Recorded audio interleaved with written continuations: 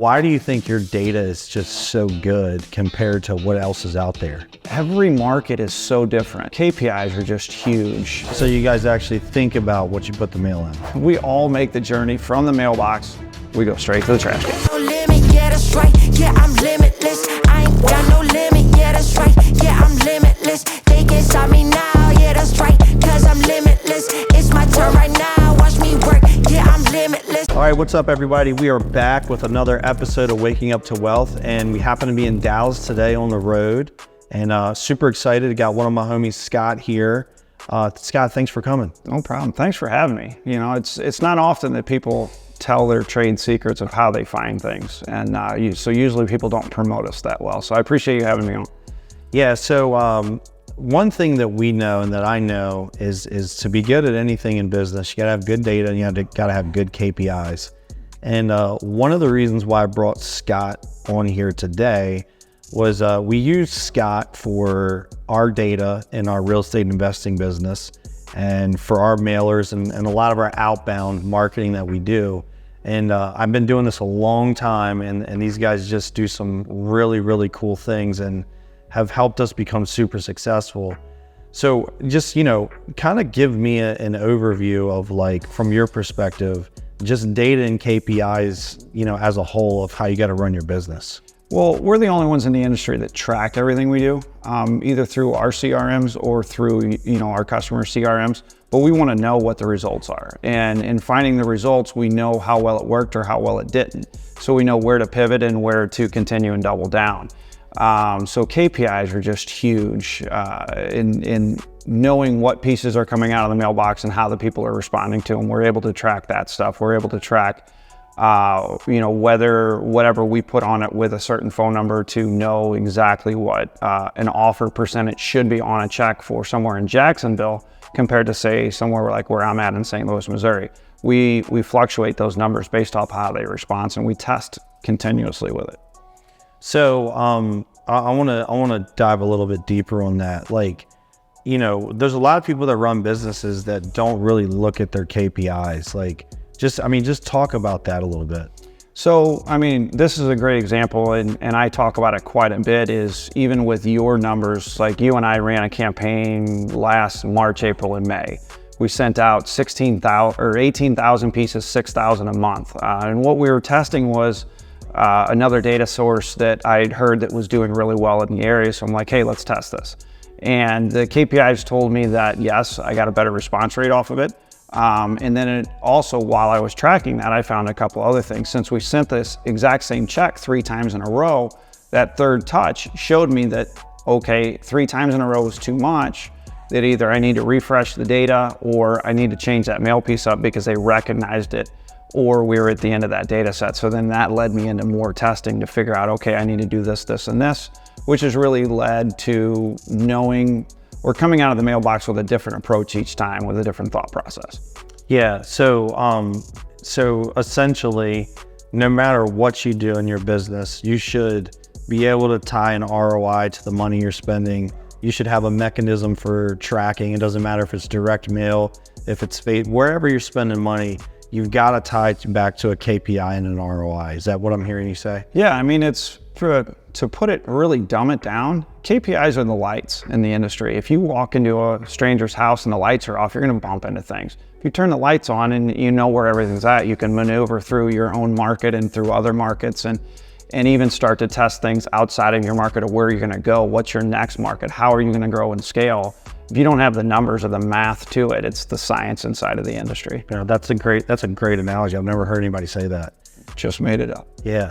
So from a data perspective, why do you, what is it that you guys have discovered something, and I know you can't give it all to us, but why do you think your data is just so good compared to what else is out there? Well, just out of that conversation at KPIs of tracking what they're responding to, whether it's, for example, owner-occupied to absentees, or really niching down a list to fit that individual customer. So a lot of people will come in with a broad brush approach and say 300, anything under 300K. Well, if you're looking for a fix and flip, you don't want those trap houses. You don't want, because the market's not going to be there. So we're able to get in there through KPIs to know what we're looking for in the area so we can better suit that. So that's where our coaching comes in, is we sit down and analyze your market, what you're looking for, and then find that best data set that custom fit to your needs. And then with technology now, we can really quickly go through and figure out what's the problem with that homeowner. We can not only go and look at, what their credit situations are, if they've ever sold a house under wholesale, how they trade their cars in, that's a wholesale deal there. So we can start to really know who we're targeting, and then we can weed out the ones that aren't going to respond to us, that simply just, they always sell at market value, and those aren't our ideal clients. So the internet and the technology, the AI in it, will really help you filter and sort out. I equate it to a cup of coffee. You have your coffee grounds, you have your coffee, and then you have your cream at the top. We all know we want that cream. There's good deals in the coffee. There's no good deals in the coffee grounds at the bottom. So at that point, we're able to utilize your money better to find those deals through AI and through learned algorithms. So, we're a huge believer here on this show that real estate is a path to wealth. And you got to find deals, number one. You got to find good deals. And you got to try to find deals that no one else is going after at the same time. So one of the things that Scott's company has helped me do, which is REIPrintMail, is, for stuff we're going to hold or we're going to flip or we're going to wholesale, he's helped us find kind of the diamonds in the rough. And what I would tell you, whether you use Scott's company, whoever you use, I'd obviously suggest you use them because of my experience with them.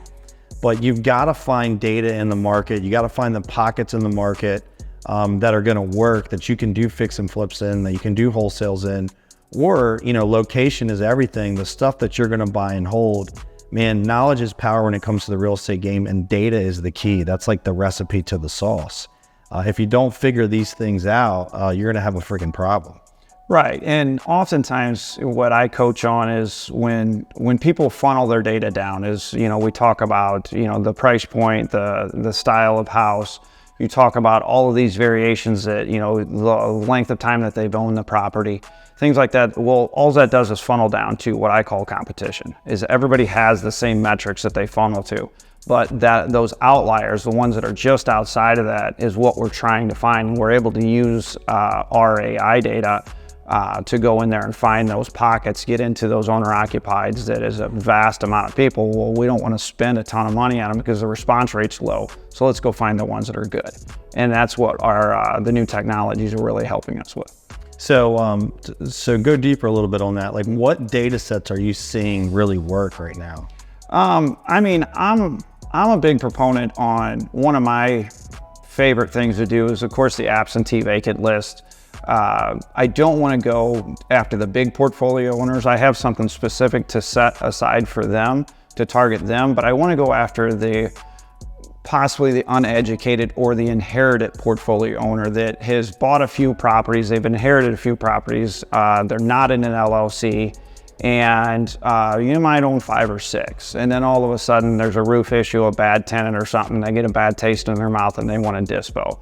And the reason why I like that absentee list is just simply, there's nobody there to stop the sale. Mm-hmm. It's an extra property. Yeah. So they trade them a little bit more like trading cards. Somebody tears this one up, they'll sell that one at a wholesale, they'll go buy this one over here that's in a better area.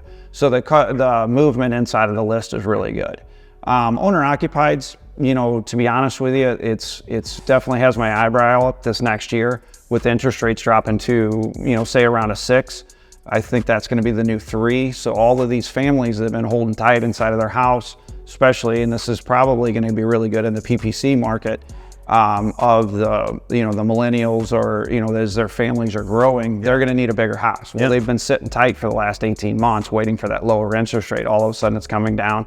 Somebody's going to pull the trigger. Yeah. And then, the same thing with, as the interest rate drops, buyers pick up. So a lot of what we target is, the 55 plus, because 65% of homes are owned by people 55 years of age, and their last trusted resource was direct mail or through the mailbox or a newspaper. So something physically in their hands. And us targeting them is they're going to retire. They're getting towards the end of life cycle. So they're going into retirement, assisted living, moving in with family. That's where direct mail actually outperforms everybody out there. And in targeting them with the lower interest rates, they're able to also make that move now. Before, if they made it, it was a lateral move. And even it being a lateral move, they were paying more per month, and they couldn't really afford to do so with the inflated prices of the economy. I'm guessing, but you could tell me if I'm wrong. One of the things you guys do is you send out a mail piece that looks like a legitimate official check. That's essentially gives somebody an offer on their house. Unless I'm way off on this, I would assume that's one of your best performing mail pieces. By far, it's the one that gets open and investigated. What we focus on the most is it's almost, I look at it seasonally for mail. What's going on right now? We're all filing our taxes. People are getting a tax check back. So, of course, we're going to mimic tax checks. January, February, was a lot of things that look like a W-2. Going into March, April, May, you have graduation season, you have birthdays, you have wedding season, all of that. So invitation style envelopes, same with Christmas and New Year. So you guys actually think about what you put the mail in. Right. Yeah, because ultimately, we all make the journey from the mailbox. We go straight to the trash can. Yeah. And I pass 3 trash cans before I get read, and I'm in the mail industry, and I still will sort through. If it's got a gutter on it, a window or anything like that, it's straight to the trash on a postcard. Postcards don't get read. If you're gonna be on a postcard, it better be a medium one, and you better have an offer on it. Right. Because you wanna be the first thing that they engage with on the kitchen counter or wherever they're reading their mail at. You wanna be the first thing that they pick up and engage with. And we all know that that's checks. If we can come in as money, and I'll tell you what not to do is send it looking like a bill. Yeah. Because we're targeting people in financial distress. Right. That need to sell. Get a bill, they're going to be pissed. Well, it's not that they're pissed; they avoid it. Yeah. How do people get into financial situations? Right. Is they avoid the problems. They put them off. They procrastinate. So a bill is a natural procrastination piece. So they take it and they just go. We'll get to that later. Yep. And they will not engage with it. What we're trying to do is create curiosity coming out of the mailbox enough to get read before we're thrown away, or to be read at the kitchen counter and then engaged with from there. Got it. That makes sense. A lot of great information, and you've given actual tactical stuff.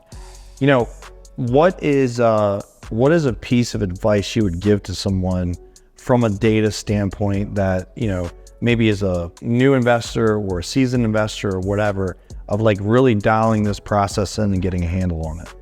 Well, it depends on what we're looking for. For the most part, that's where it stops. The foundation of all of this is the disposition side.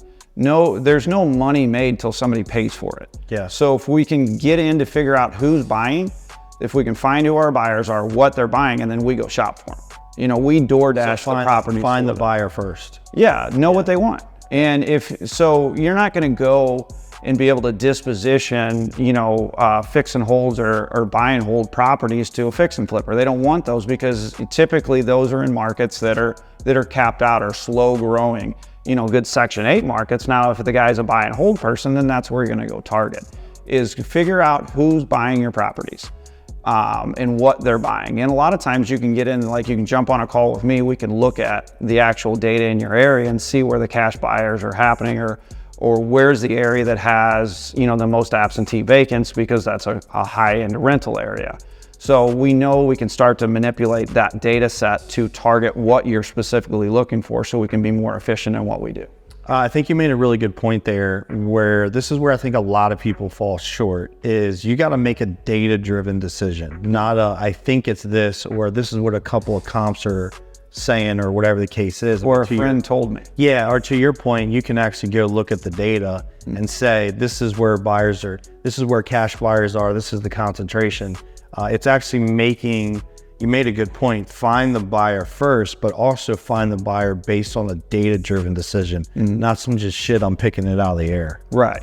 And that's, where a lot of people fail, is they come in and they think that the contract to get, I have many clients that come in and be like, I got a contract. And that doesn't mean anything to me. I want to know a closing. Yeah. How many closings did we get out of it? Because that's when we get paid. We got to get them to the table. 20 contracts and you only get 10 to the table, then you have a closing issue. And we need to figure that out. And that's, a lot of people associate us by our name, REIPrintMail. And they just think that we print mail. Pretty self-explanatory. That's what we started as. But as we've grown inside of the industry and tracking everything, we've added the things that our clients need as tools. And you know, people will come in and be like, oh, so-and-so can do it for this, or so-and-so can do it for that. Well, we're not a printing company. Yeah. We are a data analyzed, knowledge-driven print company. Yeah. So we're sending things out the door with knowledge and power behind them, because ultimately we want, and why we're free, is we want to be able to give you the knowledge to make better decisions in your industry, because we want to be partners for a very, very long time. Yep, and I would co-sign that you guys are legit, because I've used a lot of companies. I've never had the response. To your point, response is one thing. I've never had the tie it to actual deals and closings at the rate that I've had it with you guys. Not even close. Well, and this is a thought that just came in because, you know, of the clients and the friends that we share, is every market is so different. True, very true. And it's oftentimes when we give advice from our market. And it's the same with data. Is certain data companies started in certain areas. Certain data companies will beat other data companies because they analyze this specific data. Well, that data repeats itself in other areas that other ones don't. Yeah. And so we get advice from people. We have to stop and think, okay, what's their market? How does their market look at our market?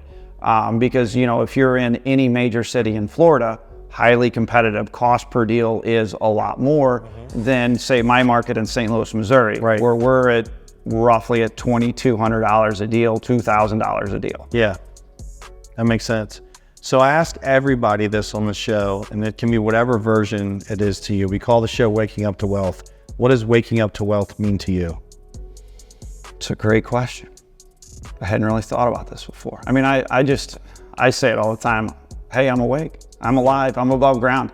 So I mean, waking up to wealth to me is, I guess would be equated with happiness, because with wealth gives you freedom. Sure. With freedom, you can do what you want. As far as, I love to teach my kids. I love to engage with my kids. I have 3 kids, and we work every day on different things. I love asking them engaging questions. So it just gives me more time to do that. And because I want to leave them a lot better than I was. I had, at one point in time, I had all my family members living at my house, and I was in my early 20s. Yeah. So I want them to have something to start with so they have a better foot forward. Understood. So if someone is listening to this or they're watching this and they're interested in what you do, which I would highly advise if you're a real estate investor, but you guys do trades and stuff. It's not just investing, right?